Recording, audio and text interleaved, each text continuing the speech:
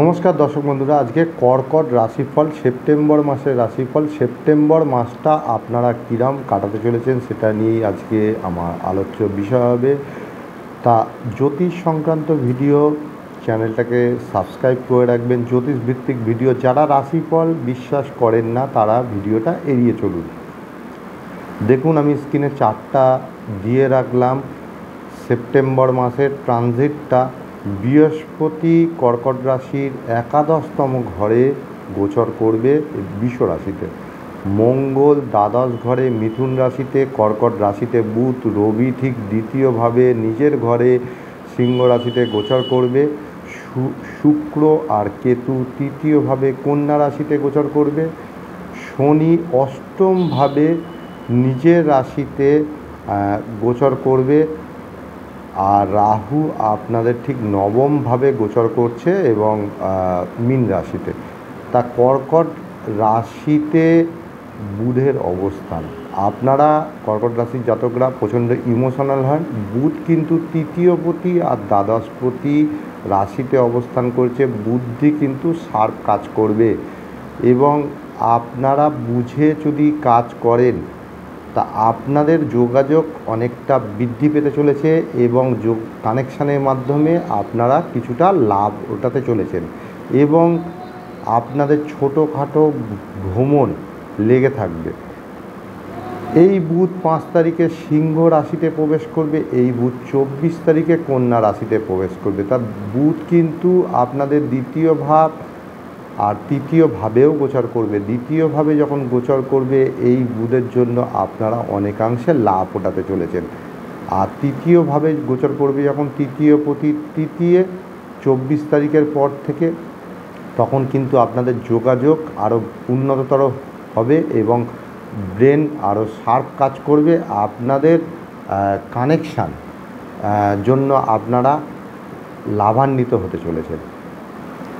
এরপর আসি আপনাদের শরীর স্বাস্থ্যর বিষয়। শরীর স্বাস্থ্যর বিষয়ে বলি, শনি অষ্টমে বসে আছে, তা আপনাদের মানসিক অবসাদ তো অবশ্যই থাকবে। শনি কিন্তু বক্রি আছে, শনি 140 দিনের জন্য বক্রি হয়। শনি অষ্টমভাবে গোচর করছেন।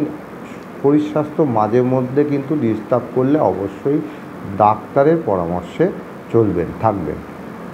আর আপনাদের একাদশপতি শুক্র, সে কিন্তু তৃতীয় আর চতুর্থভাবে গোচর করবে। শুক্র তৃতীয়ভাবে তো 1 থেকে 19 তারিখ, আর 19 তারিখ থেকে মাসের শেষ পর্যন্ত আপনাদের চতুর্থভাবে থাকবে। যখন চতুর্থভাবে এই শুক্র থাকবে তখন কিন্তু আপনাদের কর্মজীবনে যাদের কাজ নেই তারা কিন্তু সঠিক চেষ্টা করলে কর্মও পেয়ে যাবেন এবং আপনাদের স্থায়ী কর্ম এবং আপনাদের যাদের গৃহগত মানে গাড়ি কেনা বেচা, বাড়ি কেনা বেচা এগুলো করতে চান 19 তারিখের পর থেকে করতে পারেন, শুভ ধরা হয়ে থাকবে। রবি ঠিক আপনাদের দ্বিতীয়ভাবে গোচর করবে, 18 তারিখের পরে রাশি পরিবর্তন করবে। তা 5 থেকে 18 তারিখ পর্যন্ত আর্থিক ভাবটা কিন্তু শুভ। কেন? কারণ রবি তো 1 থেকে 18 তারিখ পর্যন্ত থাকবে। তা বুধ যেহেতু আপনাদের দ্বিতীয়ভাবে গোচর করবে এবং রবিও থাকবে দ্বিতীয়পতি, তা আর্থিক যে ব্যাপারটা সেটা কিন্তু 5 থেকে 18 তারিখ পর্যন্ত কিন্তু শুভ ফল প্রদান করবে। রবি 18 তারিখে কন্যায় আসছে, তা রবি দ্বিতীয়পতি তৃতীয়ভাবে যাবে। তা এই টাইমটা যেটা দিলাম এইটা কিন্তু অনেকটা বেটার দ্যান হয়ে থাকবে। আপনাদের পঞ্চমপতি আর দশমপতি সে কিন্তু দ্বাদশভাবে, মঙ্গল পুরো মাসটাতে থাকবে। সন্তানের বিষয়ে একটু কেয়ার নেওয়ার প্রয়োজন আছে। সন্তানের জন্য অর্থ হয়তো ব্যয় হতে পারে, সন্তানের দিকে যত্নের প্রয়োজন আছে। আর কর্মক্ষেত্রে অবশ্যই বলবো যে আপনাদের কর্মের জন্য মানে কোনো জায়গায় যেতে হতে পারে, এক জায়গা থেকে আরেক জায়গায়, সেটা কিন্তু দিচ্ছে। আর আপনাদের রাহু নবমে, কেতু তৃতীয় কিন্তু কাছের লোক থেকে শত্রুতা আসতে পারে, সজাগ সতর্ক থাকতে হবে।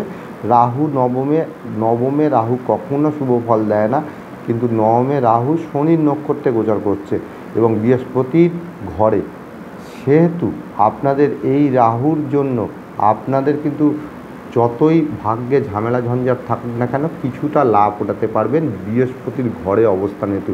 আর আপনাদের খুব সফলতার জন্য বৃহস্পতি আপনাদের নবমপতি আর ষষ্ঠপতি একাদশতম ঘরে অবস্থান করছে। এই বৃহস্পতির জন্য আপনারা অনেকাংশে লাভ ওঠাতে পারবেন, অনেকাংশে আপনাদের অনেক ইচ্ছা পূরণ, এবং এই বৃহস্পতির জন্য আপনাদের ডেলি ইনকাম, ভাগ্য সহায় এগুলো কিন্তু দেবে আপনাদের অনেক অনেক সাকসেস কিন্তু এই সময় এই বৃহস্পতির জন্য এনে দেবে।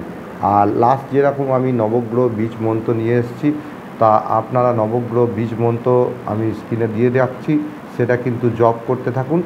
এটা কিন্তু অনেকাংশে খুব ভালো ফল দেবে। আজ এই পর্যন্তই। জয় মা।